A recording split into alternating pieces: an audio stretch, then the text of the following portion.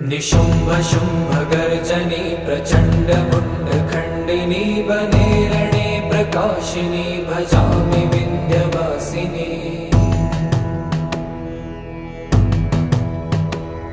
त्रिशूलमुण्डधारिणी धराविघातहारिणी गृहे गृहे निवासिनी भजामि विन्ध्यवासिनी। दरिद्र दुःखहारिणी सदा विभूतिकारिणी वियोगशोकहारिणी भजामि विन्ध्यवासिनी। लसत्सुलोललोचनं लतासनं वरप्रदं कपालशूलधारिणी भजामि